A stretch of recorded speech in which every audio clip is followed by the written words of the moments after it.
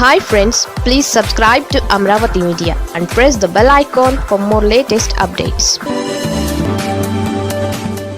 ఆ ధైర్యం చేయలేక రాష్ట్రానికి చంద్రబాబు పవన్ తీరని ద్రోహం. AP CM Chandrababu, deputy CM Pawan కళ్యాణ్లకు ఇప్పుడు అద్భుతమైన అవకాశం చిక్కింది.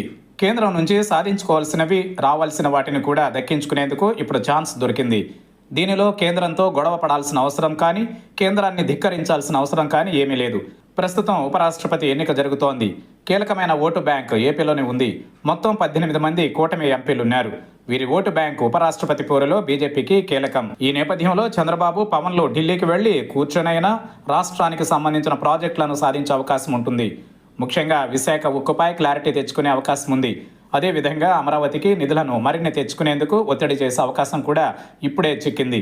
ఇది బెదిరింపు కాదు, మోడీ సర్కార్ను గద్దె దించేయడం కూడా కాదు. ఉదాహరణకు బీహార్ సీఎం నితీష్ కుమార్ ప్రస్తుత ఉపరాష్ట్రపతి ఎన్నికలలో 14 మంది ఎంపీల మద్దతు ఇస్తున్నారు. అయితే ఇప్పటికే ఆయన మోడీకి లేఖ రాశారు. విదర్భను అభివృద్ధి చేసేందుకు ప్రత్యేక ప్యాకేజీ ఇవ్వాలని ఆయన కోరారు. అంతేకాదు, కేంద్ర ప్రభుత్వ రంగ సంస్థల్లో వాటాలను విక్రయించరాదని కూడా చెప్పారు.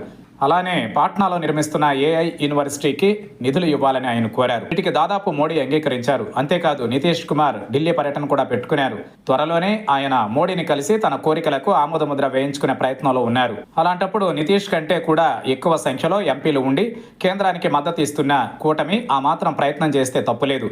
పైగా ప్రస్తుతం ఉన్న పరిస్థితిలో ఇది అవసరం కూడా.